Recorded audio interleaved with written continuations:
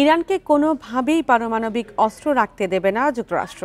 মঙ্গলবার হোয়াইট হাউসের সংবাদ সম্মেলনে এমন মন্তব্য করেন মার্কিন প্রেসিডেন্ট ডোনাল্ড ট্রাম্প।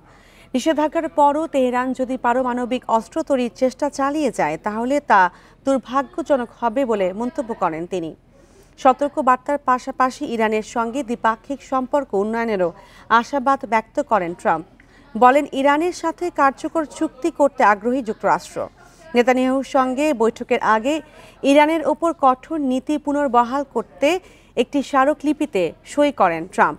এতে মার্কিন অর্থ মন্ত্রণালয়কে ইরানের ওপর সর্বোচ্চ অর্থনৈতিক চাপ আরোপের নির্দেশ দেওয়া হয়েছে।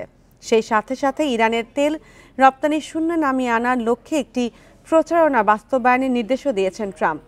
এদিকে ইরানকে রুখতে ইসরায়েল সর্বাত্মক চেষ্টা চালাবে বলে মন্তব্য করেছেন জাতিসংঘে নিযুক্ত ইসরায়েলি দূত ড্যানি ড্যানন।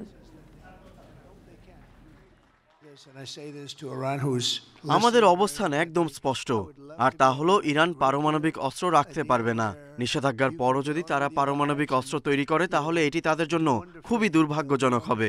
অন্যদিকে যদি তারা আমাদের বোঝাতে পারে যে তারা পারমাণবিক অস্ত্র তৈরির পথ থেকে সরে এসেছে, তাহলে ইরানের জন্য একটি অবিশ্বাস্য ভবিষ্যৎ অপেক্ষা করবে। যে বিশ্বাসগুলোকে আমরা মিউচুয়াল ট্রাস্ট ব্যাংক পিএলসি বিশ্বাস করি প্রবলভাবে, একে অপরের বিশ্বাস হয়ে। Mutual Trust Bank. You can bank on us.